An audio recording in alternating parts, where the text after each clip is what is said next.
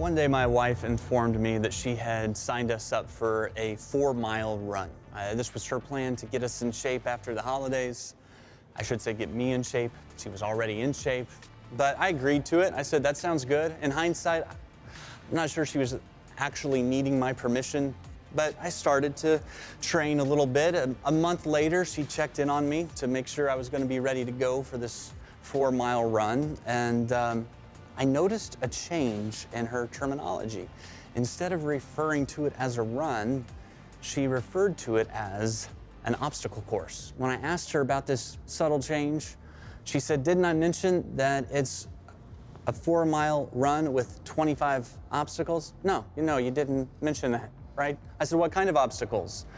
And she dodged the question. Doesn't matter. She said, you're man enough for any obstacle.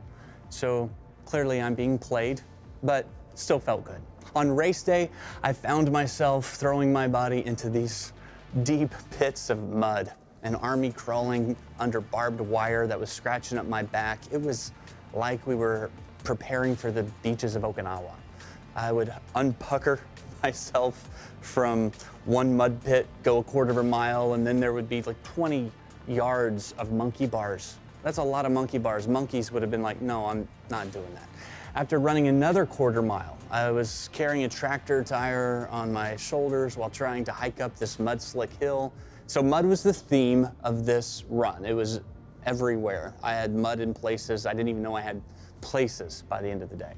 So after completing half of the course, I quit. I was exhausted. I was humiliated, and I was ready. I was prepared for a 4-mile run in the sunshine. It was the obstacles that took me down. Well, I grew up in a very devout Christian home in a small town outside of the Chicagoland area called Hobart, Indiana. I have 2 wonderful memories of my parents. I'll never forget the day my dad taught me how to stand on my head as a kid. It was like the circus came to 421 North Indiana Street. And every fall, it became a tradition for my mom and I to sit on the couch together and watch The Wizard of Oz, because she used to use that story to teach me to make friends on my path in life and to dream really big. And so my young childhood, I started to do just that. I mean, I really pursued physical excellence. I even got a paper route so I could buy 2 things. I bought a balance beam, sure to be my one-way ticket to the Olympics one day. And I bought a unicycle. That was gonna be my fallback plan, because if everything else failed, I'd just run away and join the circus. And I never made it to the Olympics. And I never ran away to join the circus, but I got really close. I became a contestant on American Gladiators, and trust me, that is a lot like being in the circus. So I eventually went home that season in 3rd place. And I learned a tough life lesson that everyone needs to learn at some point, that life isn't always fair. But I didn't give up. I went home, I went back to work, and I went back to the gym.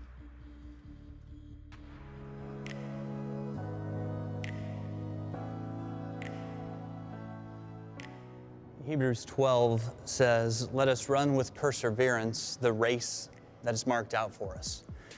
The word race comes from the Greek word agnon, which means agony. That's where we get that word.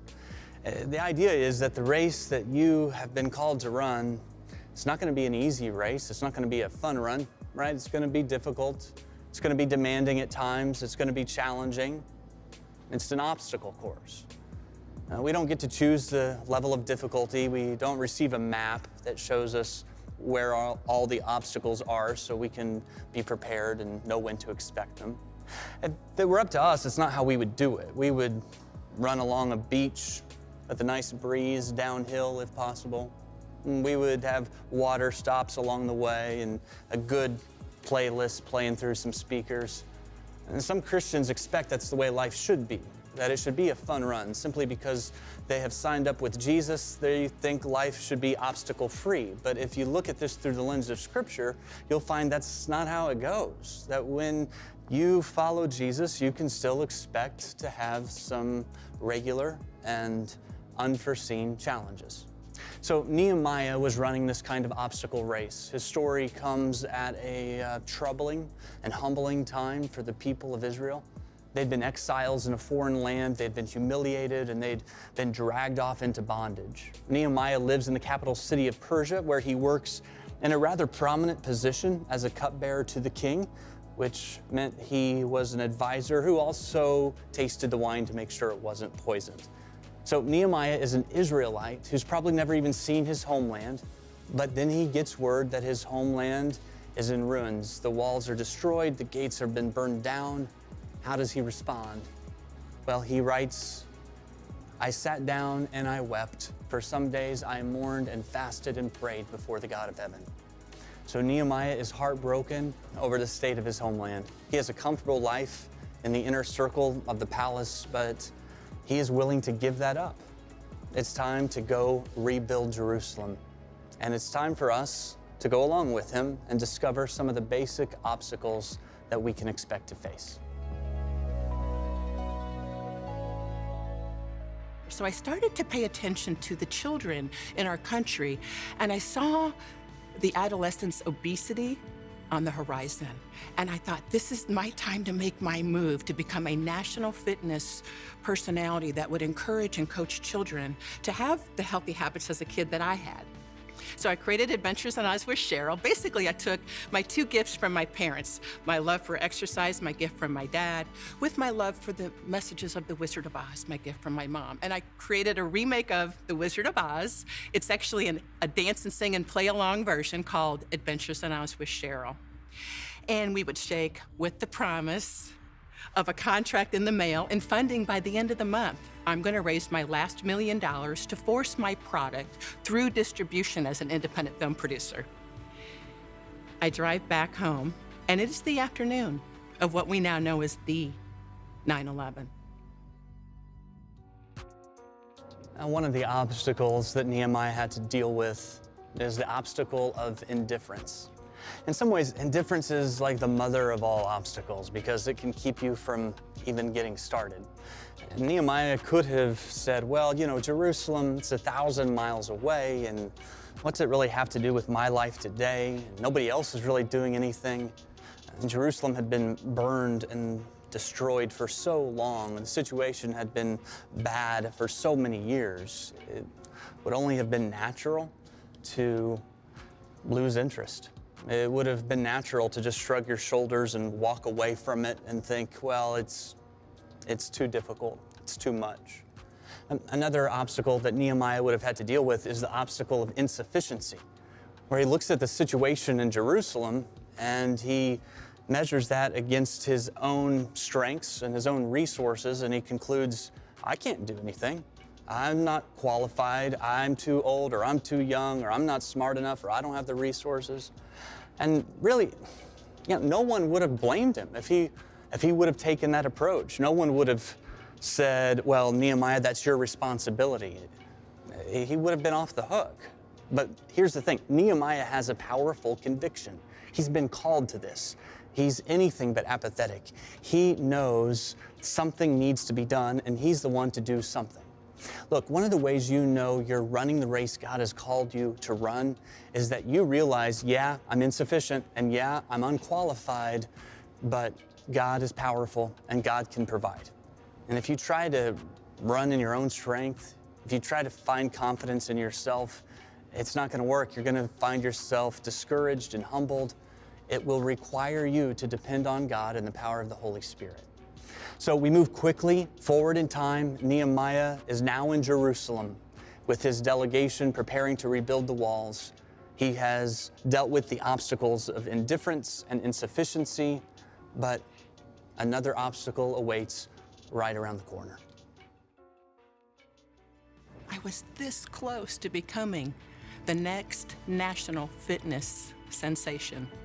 A month before we went into filming Adventures in Oz with Cheryl, my mom died of lymphoma rather suddenly.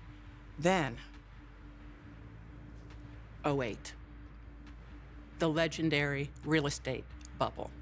And my husband, Don, is a real estate developer. So I had only one decision to make, and it was easy. I did exactly what I saw my mother model for my father. I abandoned all my dreams for my low six-figure empowerment career. and I jumped on his low 8-figure portfolio to try to save the sinking ship. It was not to be. Ultimately, during those years, I lost my fitness career, my financial stability, and my life's purpose.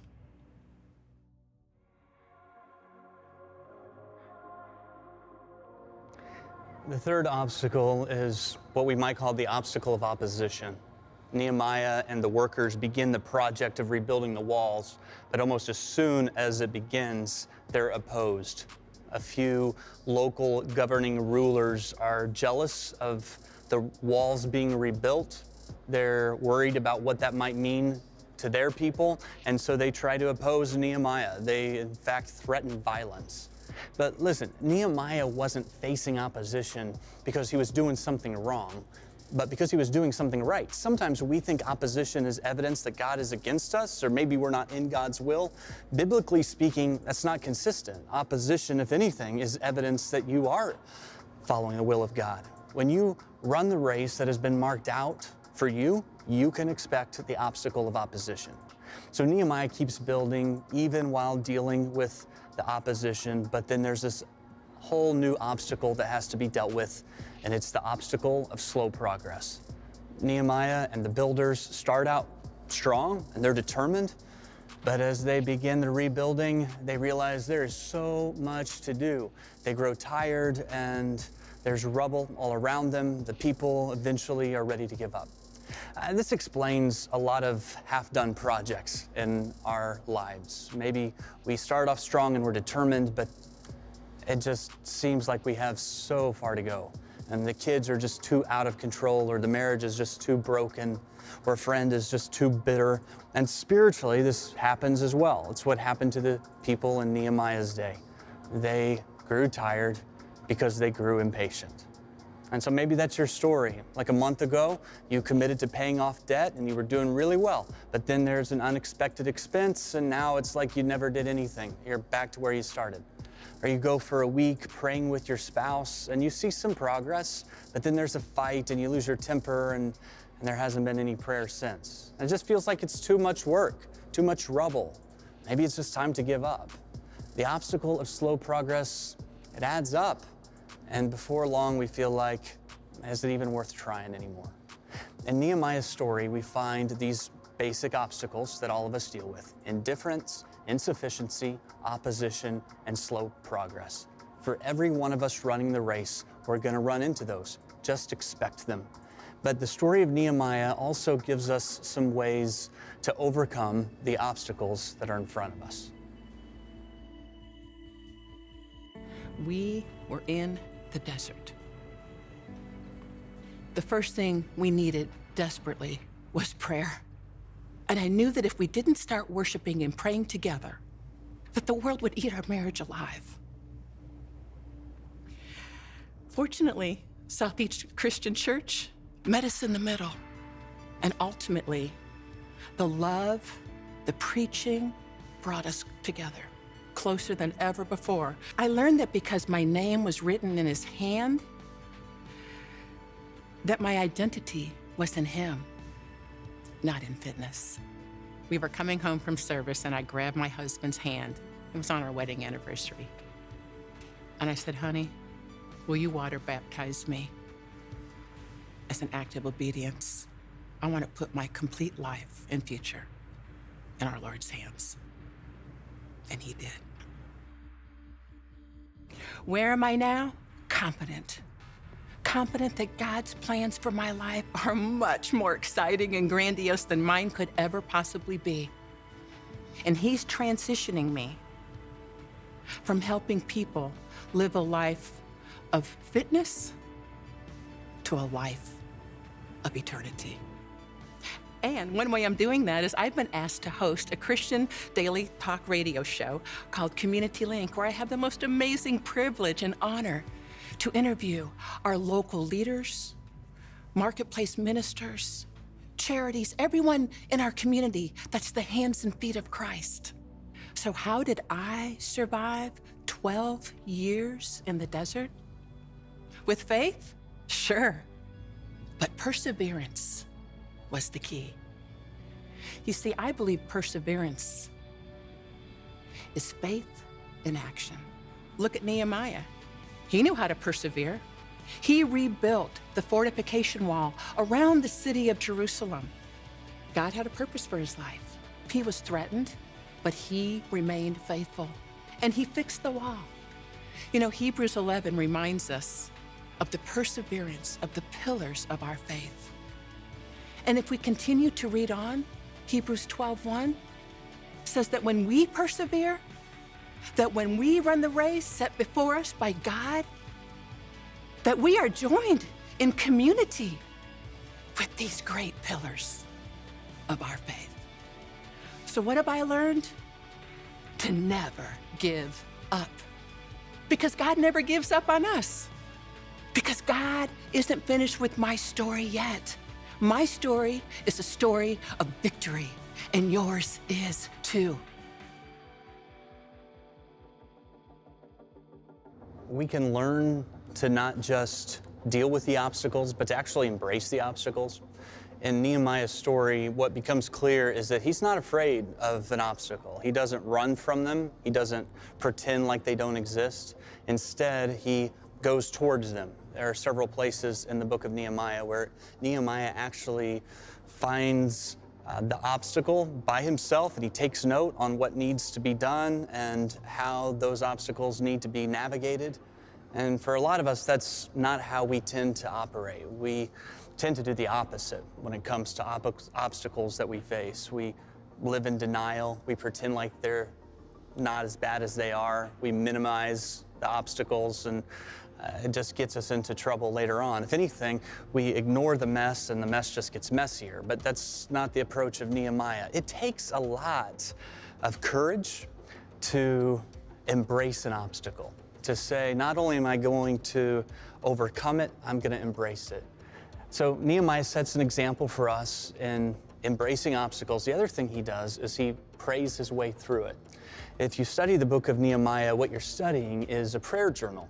Nehemiah records numerous prayers where he talks to God about the obstacles he's dealing with. So Nehemiah begins his prayers with praise. And when we start our prayer with worship and praise, we're reminded of God's greatness.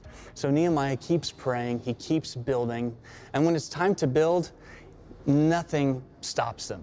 In fact, as the people are threatened, they continue to build. They'll carry a weapon in one hand, and they'll carry a trowel to build the wall in the other hand. So they were going to fight if they had to fight, but nothing was going to keep them from building. And so if I am facing an obstacle in my life, these are the commitments that I want to have, the same as Nehemiah, where I'm going to deal with opposition and obstacles head on, and I'm going to pray my way through them. I'm not going to put my dependence in my own strength, but I'm going to put my dependence in God. So look, I don't know what obstacles you're dealing with.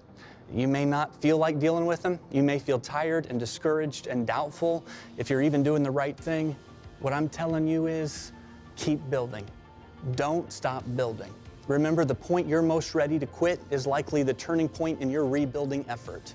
I don't know what Nehemiah would say to you as it pertains to your specific situation, but I feel confident he would tell you, don't stop building. It took Nehemiah 52 days to finish the wall. If you read through the book, it seems like it takes so much longer than that, but it's just 52 days. What could be different in your life if for the next 52 days you were going to pray and you were going to build and nothing was going to stop you?